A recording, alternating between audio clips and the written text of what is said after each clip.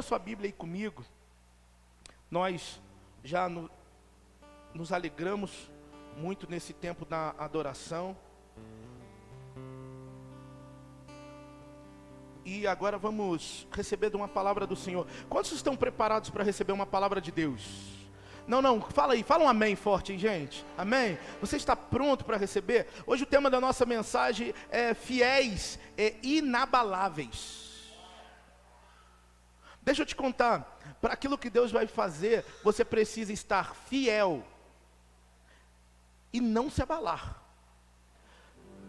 Amém? Amém, gente? 1 Coríntios, capítulo 15, verso 58. 1 Coríntios, capítulo 15, verso 58. Você que achou na sua Bíblia de papel, você que está com o seu smartphone ou seu dispositivo eletrônico, abra, porque hoje nós vamos ficar nesse capítulo 15 de 1 Coríntios, e eu quero ler com você o versículo 58. A palavra do Senhor fala que o Senhor, Ele adestra as minhas mãos para a guerra, e o meu braço para a guerra, e as minhas mãos para a peleja. Eu estou hoje com Ele aqui, pode estar comigo, porque enquanto eu estou aqui com as mãos, Ele está com os dedos.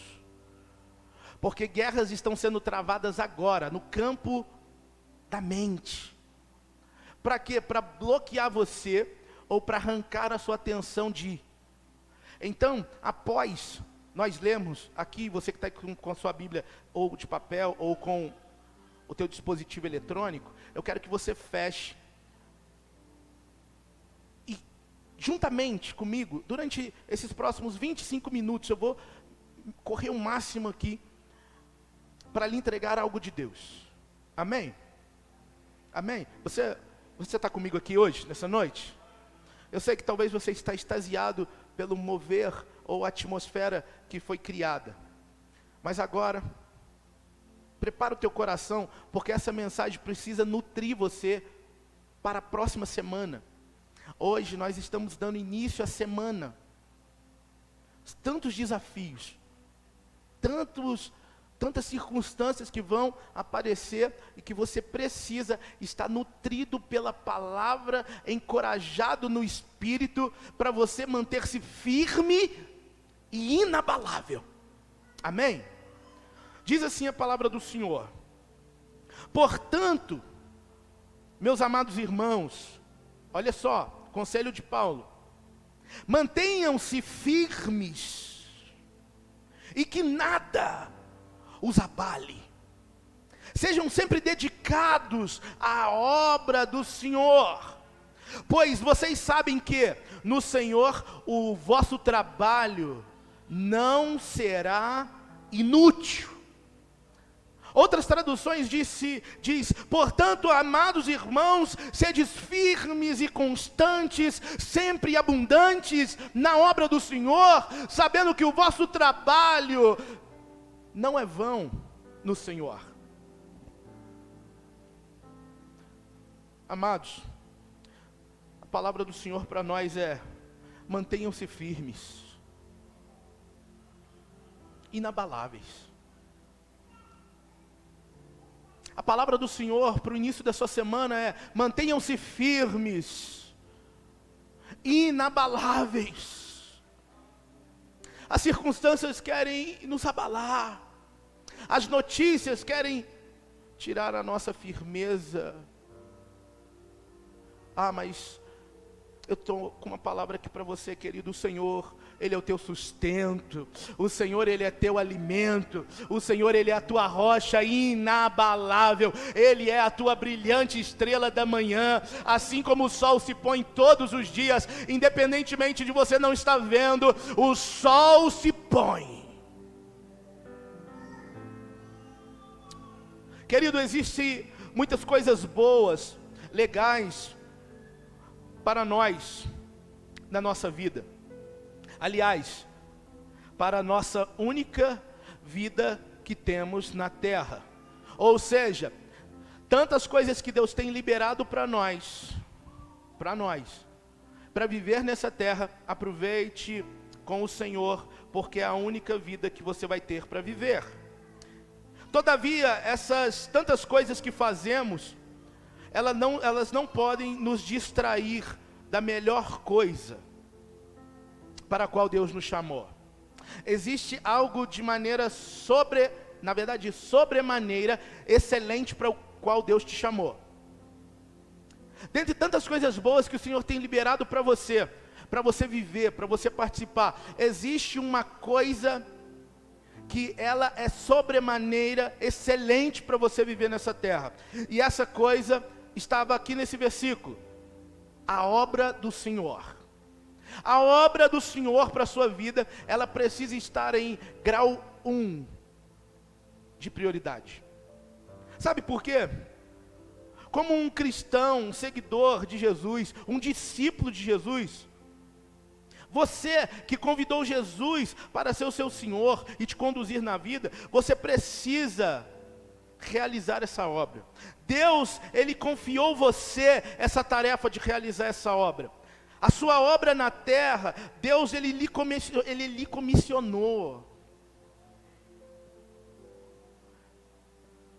E não só comissionou, Ele te capacitou. Como? Confiando a você dons espirituais, visão, para que você não ande tateando como cego. Sabe, eu tenho visto e tenho investido meus dias, alguns bons anos, na casa do Senhor. E eu tenho visto alguns líderes, alguns irmãos, alguns crentes que se abatem com o passar do tempo. Eu estava um dia conversando com um discípulo e ele me disse: pastor, por que será que tanta gente do passado, tantos irmãos que eram tão bênção, tantos irmãos que faziam assim, me inspiraram para chegar até aqui, hoje quando eu converso com eles, eles estão tão desanimados, eles já não creem mais na força e no poder que há no nome de Jesus, a ponto de não se moverem para estar em comunhão, adorando a Deus. Pastor, por que acontece isso? Alguns desses, eu disse para ele, é porque eles acham que a antiguidade é posto na igreja, e não é. Ser mais antigo não é um pré-requisito para ser cheio do Espírito Santo. Para ser cheio do Espírito Santo tem que ser quebrantado, contrito. Para ser cheio do Espírito Santo tem que buscar-me-eis e me achareis. Não é sobre aquele que chegou primeiro, mas é aquele que se quebranta primeiro. É sobre isso. Sabe que, pastor, eu já tenho 20 anos de igreja. Deixa eu te falar que o vinho novo, o óleo novo de ontem já não serve mais para hoje. Hoje Deus tem uma porção nova para você. Deus tem uma nova medida para você. Buscar-me-eis e me achareis quando me buscardes de todo o coração. Achegai-vos, pois, a Deus, e Ele se achegará a vós. Quer dizer que à medida que eu me achego, Ele se achega. À medida que eu me achego, Ele se achega. À medida que eu me achego, Ele se achega. Eu estou querendo dizer que à medida que você chegar para perto de Deus, Deus se chegará para perto de você. É assim que funciona. A pergunta é: pastor, por que tanta gente tem sido abalada? Talvez porque perdemos a visão daquilo que é invisível. Talvez porque perdemos a visão daquilo que não é palpável. Esquecemos que o final precisa ser melhor do que o começo. Pois, aliás, é importante. Na verdade, é como terminam, não é quando começa. Deixa eu te contar, queridão. Talvez você chegou aqui e está se perguntando: Deus, será que ainda é para mim? Eu quero te falar, não importa como começa, importa como termina. Não, vou te dizer de novo. Não importa como que você começou, importa como você vai terminar. Não, deixa eu reforçar isso. Não importa se você começou cambaleando, não importa se você começou capenga, não importa se você começou mais ou menos. O que importa é que você vai terminar de glória em glória, de fé em fé, de vitória em vitória. E vitória em vitória não é algo palpável. É na verdade o teu amanhã ser melhor do que o teu hoje e menor do que... Você está entendendo? Não, pastor, não estou entendendo. Eu estou querendo dizer que como a revelação ela é processual, você precisa estar melhor do que ontem. Como a revelação ela é progressiva, você precisa estar melhor do que ontem e saber que amanhã você precisa estar melhor do que hoje. O versículo lido, ele começa com uma conjunção conclusiva. O versículo lido, ele diz portanto. Diga assim comigo, portanto. Diga, portanto. Ele começa com essa conjunção conclusiva, ligando algo que já foi falado antes. E quando você vai ler todo o capítulo 15, que é o que esse versículo se refere, o que essa palavra se refere, é muito importante, porque só faz sentido isso que está lendo, relacionado ao restante do que teria que ser lido. Que é desde o começo do capítulo. E eu quero encorajar para você essa semana, ler desde o começo. Ele se refere no capítulo 15 todo. É uma discussão sobre, existe ressurreição dos mortos? Esse é o contexto. O verso 14 diz, se Cristo não ressuscitou, é inútil a nossa pregação. A fé de vocês é inútil, se Cristo não ressuscitou. Só que ele vai falando no verso 19, se nós temos esperança somente em Cristo, para essa vida, para este mundo, somos os mais dignos de compaixão. Em outras traduções ele diz, se você espera em Deus, somente para essa terra, você é o mais miserável dos homens. Eu estou querendo dizer que se você espera em Deus, só para conquistar um carro, uma casa, casar, você é um miserável. Porque Jesus, ele veio para muito mais do que isso. Jesus, ele veio para a redenção dos seus pecados. Jesus, ele veio para a redenção da sua alma. Jesus está mais preocupado com aquilo que vai ser depois do que você morrer, do que com aquilo que você está vivendo. Tem gente que se prepara para viver. Eu quero te dar um conselho, se prepare para morrer.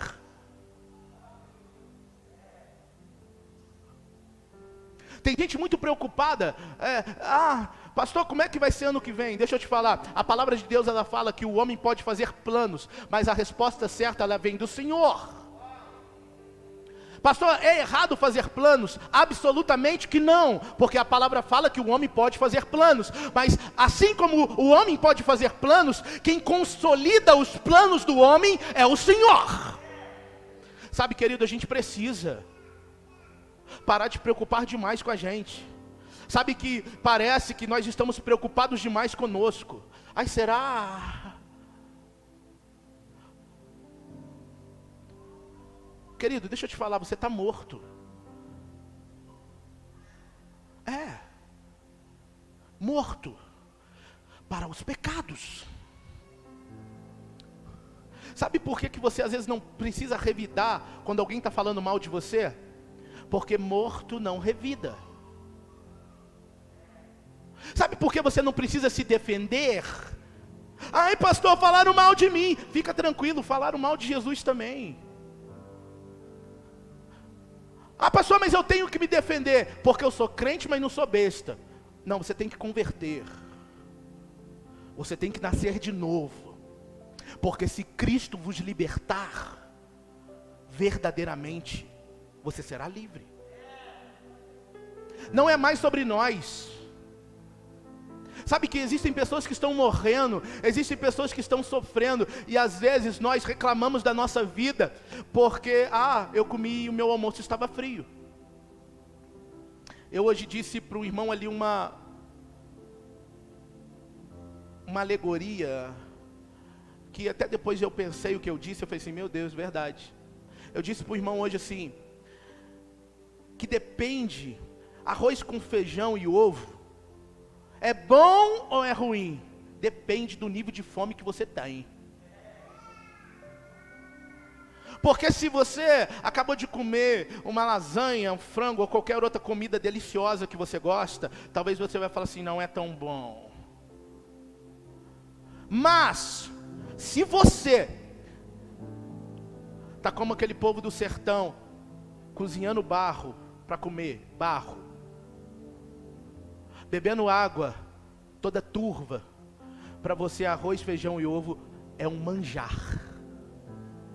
Porque nunca foi sobre o que está comendo, foi sempre sobre a fome que tem para se comer aquilo que se é posto.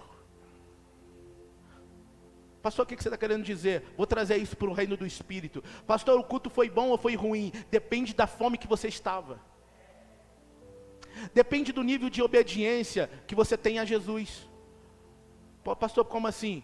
Porque a mesa está posta, você que vai decidir o tanto que come. Você que vai decidir o tanto que prova de Deus. Você que vai decidir o tanto que experimenta dele. Ou você que vai decidir o quanto quer ser transformado por ele, através dele, nele. Porque nele estão todas as coisas. Depende de você hoje se alinhar ao que Deus está fazendo. Depende de você. Você falar, Senhor, eu quero parar de viver esse evangelho medíocre. Pastor, o que é isso? Medíocre. É mediano. Nós que tratamos essa palavra como algo pejorativo, mas medíocre é aquele que andava na média. Eu era muito bom em português quando eu era aluno no ensino médio. Porém, em física e química, eu era medíocre. Por quê? Porque eu só fazia a média para passar. Hoje tem crente que nem a média para se tornar um discípulo de Jesus ele faz. E acha porque está dando dízimo, está fazendo muita coisa. E chega aos cultos e levanta a sua plaquinha de hoje não foi tão bom. Deixa eu te falar, volte a ter fome em nome de Jesus. Deixa eu falar de novo, volte a ter fome, volte a ser apaixonado por Jesus, volte a ser apaixonado por Ele. Lembra de onde que Ele te tirou, lembra agora, fecha teus olhos, lembra de onde que Ele te tirou, lembra, ai, obrigado Jesus. Sabe, fecha os olhos, lembra de onde, não pastor, papai e mamãe era crente, mas você nunca foi. Pastor, por que você está falando isso de mim? Porque meu pai era pastor, minha mãe, a irmã do coque da oração, tudo lá em casa, e eu não conhecia Jesus. Mas foi um dia que eu tive um encontro verdadeiro com Ele, e Ele mudou a minha história, Ele mudou toda a minha trajetória, Ele me fez caminhar diferente, não mais só falando do Deus do meu pai, mas o Deus que agora se tornou o meu Deus. Talvez você precise assumir essa responsabilidade de dar uma resposta ao sacrifício da cruz. Porque quando você dá essa resposta, você fica mais firme e inabalável. As coisas não vão te abalar. Ai pastor, o governo. Deixa eu te falar, você não depende do governo.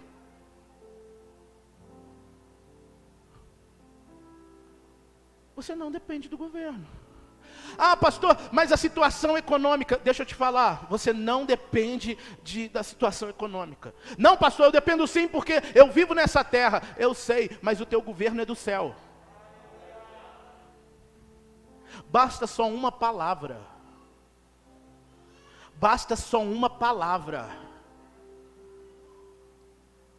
Sabe, aquela, uma só palavra que Deus manda vai fazer a minha vida mudar.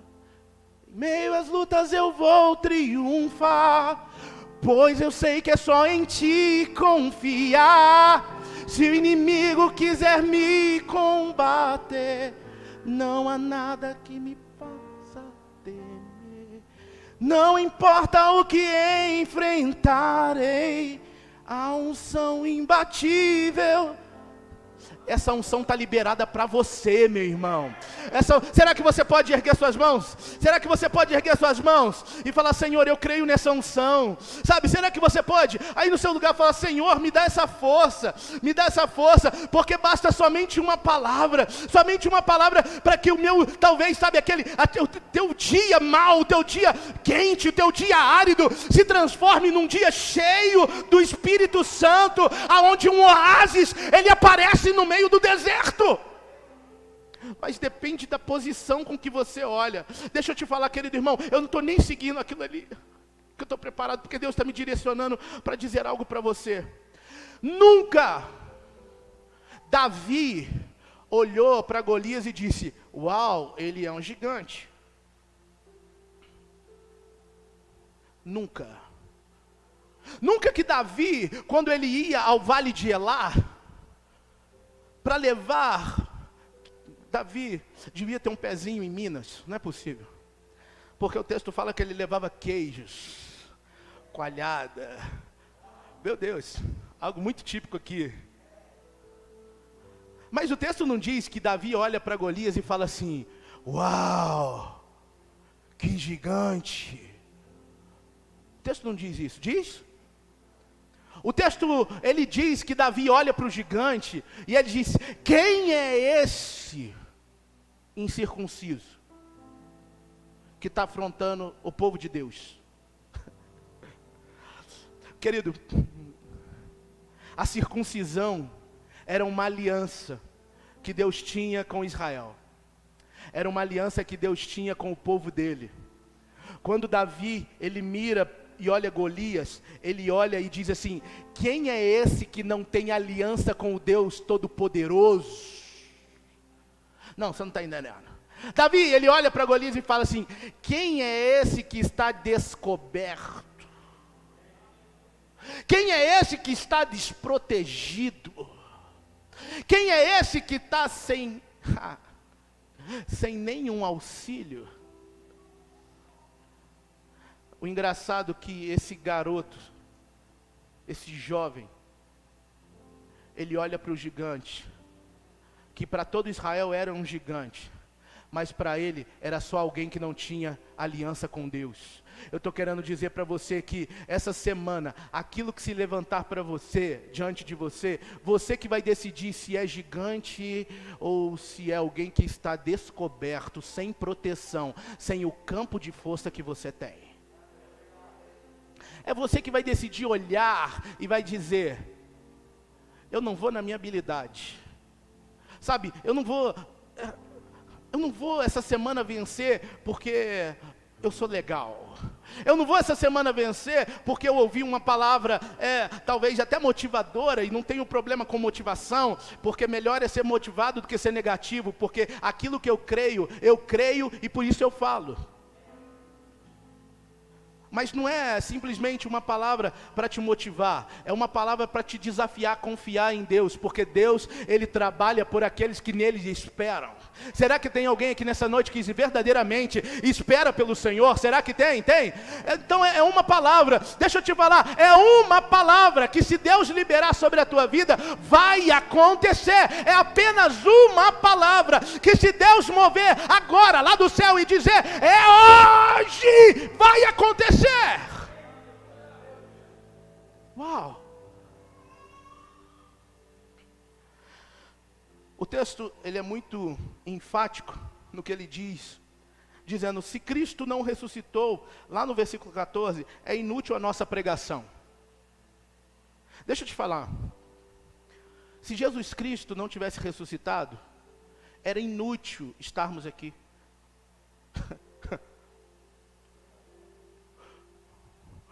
Era para você se alegrar e falar assim: ainda bem que o meu Deus, Ele está vivo. Sabe que lá no sepulcro de Maomé, está escrito: aqui jaz Maomé. Sabe que na França, um dos líderes, chamado Adenisar de Lyon Poletiveio, ele é um cara muito conhecido. Ele é um líder de uma religião. Mas o interessante que lá no túmulo dele está escrito: aqui jaz. Sabe que existe uma lápide lá no túmulo de Buda, e lá está: aqui jaz. É tão interessante que muitos no Brasil gostam muito de um homem chamado Chico Xavier. Mas também no túmulo dele está escrito: aqui jaz Chico Xavier. O interessante é que quando você vai a Israel, existe um túmulo cravado numa rocha lá. E existe uma porta que fecha esse túmulo. E nessa porta está escrito: ele não está aqui. Porque ele ressuscitou, ele está vivo, ele está vivo. Ele está vivo. O que nos diferencia de tudo é porque o nosso Deus, ele está vivo. O nosso Deus, ele está vivo. Ele tem ouvido e ouve. Ele tem boca e fala. Ele tem olhos e vê. Então esse Deus que tem ouvido e ouve, ele pode te ouvir. Você pode se manter fiel e inabalável, porque você tem sobre você uma proteção.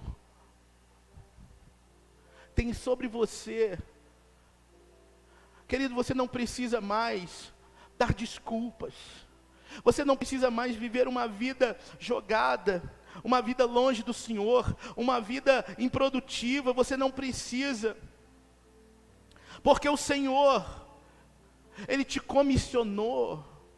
O Senhor te comissionou para que você vá e dê muitos frutos.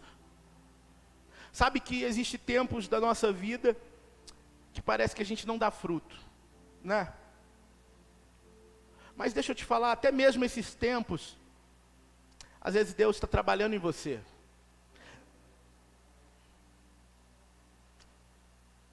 Sabe que no inverno a árvore, ela trabalha silenciosa, imperceptível,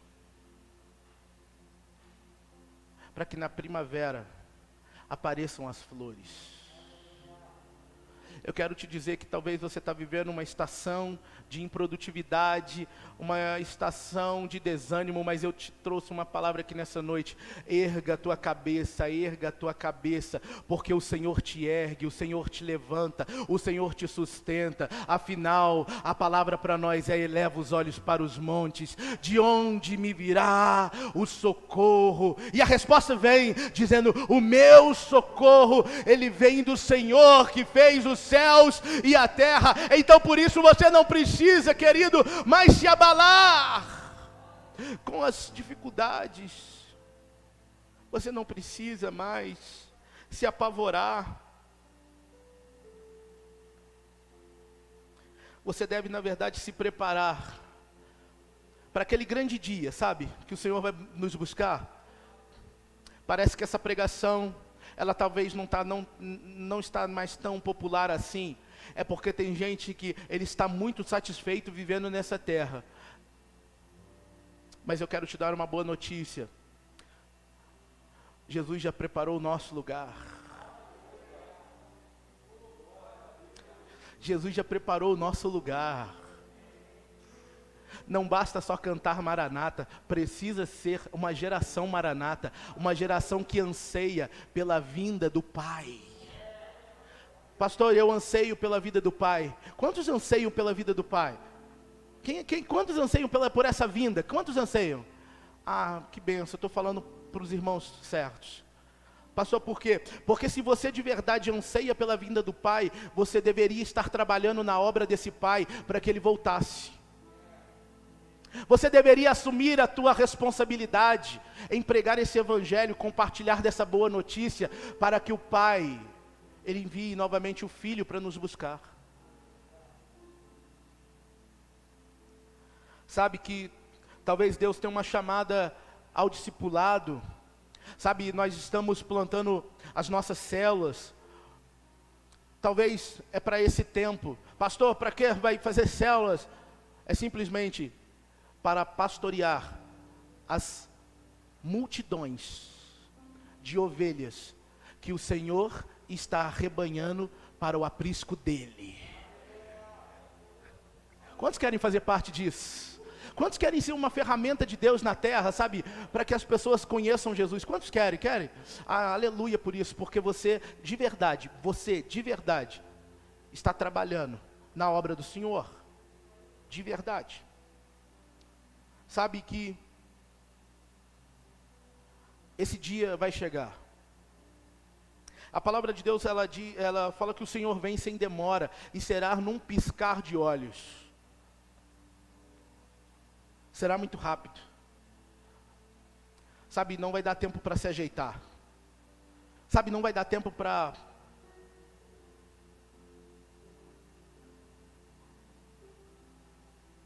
colocar algumas coisas em ordem. Pastor, por que você está dizendo isso? Porque hoje é o dia para você colocar em ordem aquilo que precisa ser colocado. Ah, pastor, acho que vou fazer isso semana que vem. Quem disse que você vai chegar até semana que vem? Nossa, pastor, tá falando que eu vou morrer? Não. Eu estou falando que aquele que está vivo, existe 100% de chances dele morrer. Então, bem-vindo ao game.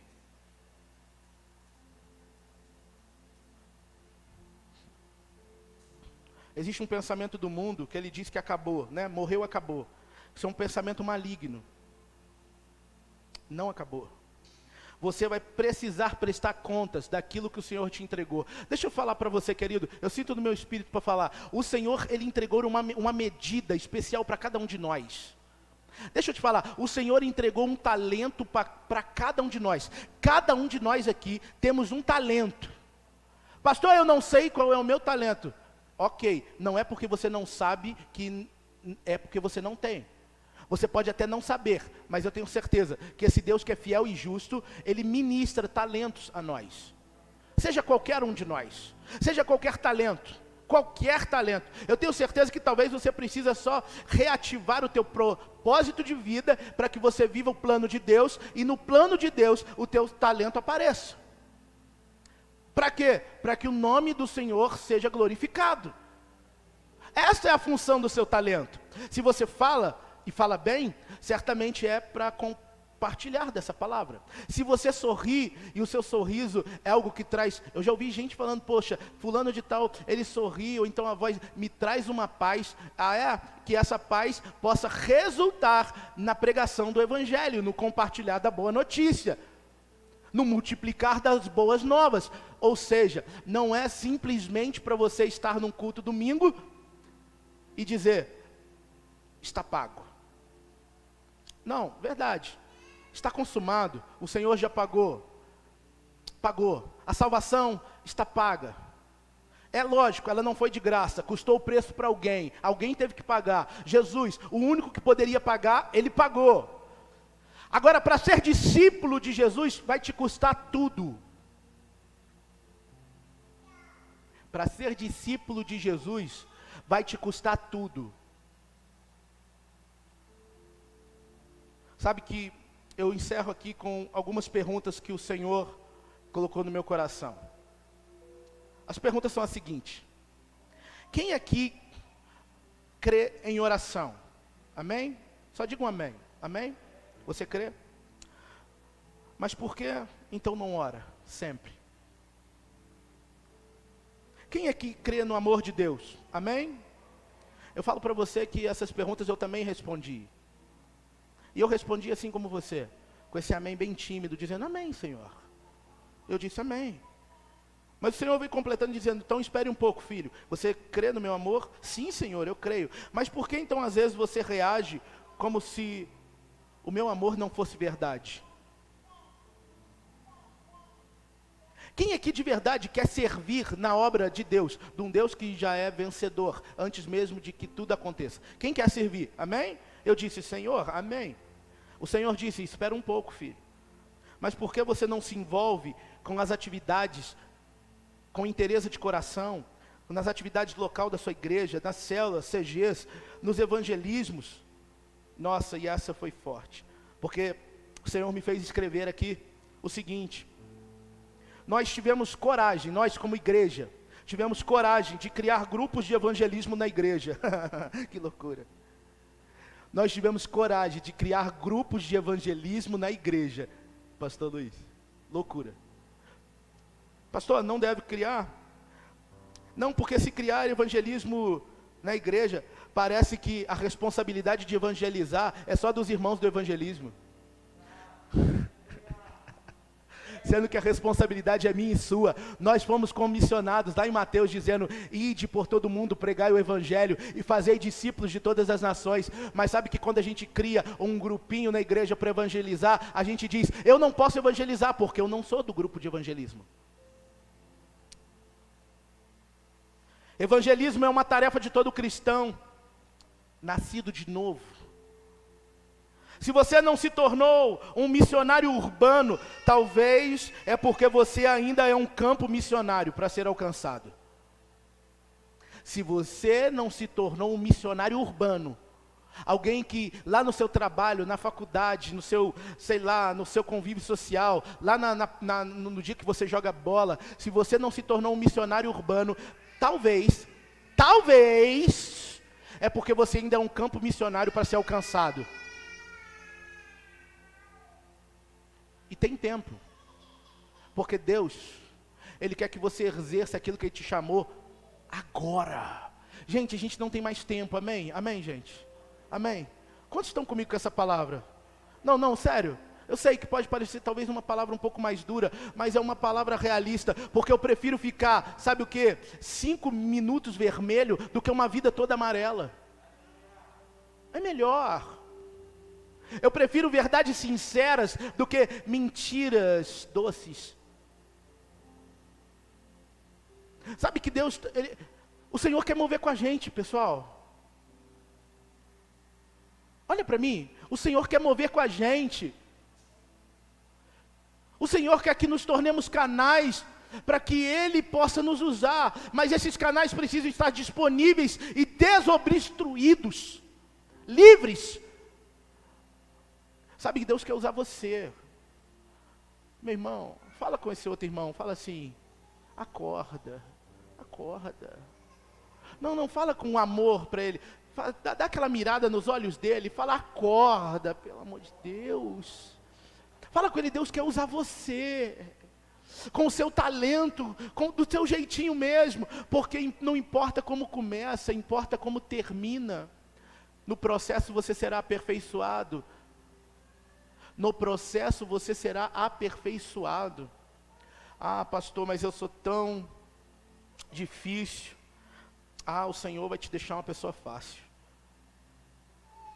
Como assim? Existem lutas que estamos passando porque Deus teve o interesse de nos humilhar. Como assim? Tem coisa que estamos vivendo, é porque Deus quer colocar você no seu lugar.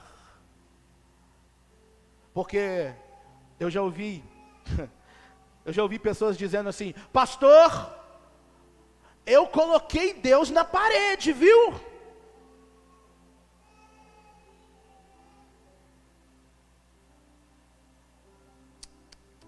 Como é que é, irmã? Pastor, eu coloquei Deus na parede e falei: olha aí, Senhor. Colocou Deus na parede. Tavares, Deus na parede. Quem aqui já tomou, querido, um enquadro policial? Quem já tomou? Já tomou? É. Coisa linda, né? Coisa linda. Imagina você: eu coloquei Deus na parede. Se enxerga. Se enxerga. Eu vou terminar com isso, que eu nem aguento mais falar. Se enxerga. Lembra que você é filho. Você é filho. Filho. Ou você com 6 anos de idade, você daquele tamanzão, vira para o seu pai e fala assim: olha lá, hein, pai. O filho, quem é que é pai e mãe? Quem é pai e mãe? O filho de 6 aninhos, 4 aninhos, o mini governador, ele vai virar para você e vai falar assim: olha lá, hein, pai. Irmão, o que você vai fazer com ele? Hã? Fala assim comigo, santa varinha. Santa varinha, aquela lá que fala, ó, cura a loucura do seu filho com a vara. Pode, oh, amém, pode dar um glória a Deus? Por que você vai fazer isso? Porque você o ama, sim ou não? Se prepare que Deus vai te dar umas boas varadas. Só porque Ele te ama. Esse filho que acabou de tomar varada, o que ele faz? Chora. Chora. Mas depois que chora, a próxima ação dele é melhor ou é pior? Melhor ou pior? Ah, eu estou vendo gente aqui já melhorando de vida. Eu estou vendo gente já sendo educado pelo poder do Espírito Santo para tomar o seu lugar de filho e parar de agir como alguém que é um órfão, sem pai, bastardo. Deus te chamou para ser filho, então tome postura de filho. Filho tem direito à herança. Deus tem algo preparado para mim e para você, mas antes Ele vai lhe corrigir, Ele vai te colocar na linha. Diga assim: Deus, por amor de Jesus, me coloque na linha.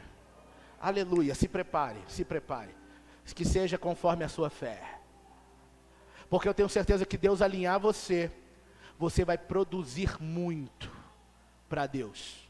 Quantos creem nessa palavra? Mais do que creem, quantos recebem essa palavra? Deus tem isso para você. Se alinhe, procure pessoas, procure alguém para discipular você. Eu costumo dizer com alguns irmãos queridos, que o discipulado, ele no começo ele é muito doloroso, mas não é doloroso porque é ruim, ele é doloroso porque ele vai confrontar você com as suas realidades. E quando somos confrontados conosco mesmo, meu Jesus, nós vemos o tanto que precisamos aparar arestas. Deixa eu te contar, Deus ele quer te usar muito nessa terra. Deus ele tem um interesse muito grande em transferir riquezas para você. Ele tem um interesse muito grande em lhe prosperar financeiramente. Ele tem um interesse muito grande em abrir portas gigantes para você passar. Ele tem um interesse muito grande em despejar tudo em você. Sabe por que Deus ainda não fez? Não é porque Deus não tem, não é porque Deus não faz, é porque Deus na verdade está preparando você para a bênção, sabe? Sabe aquele papo, Deus tem uma bênção para você? Não, Deus tem você para a bênção.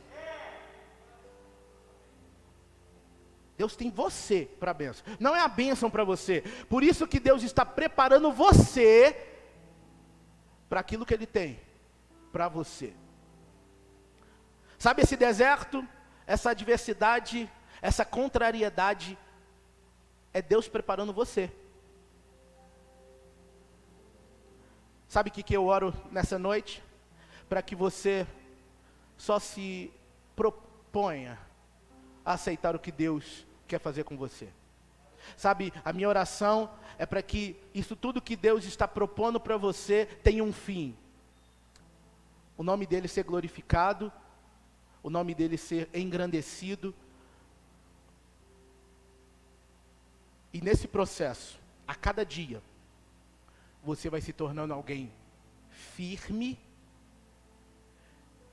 e inabalável.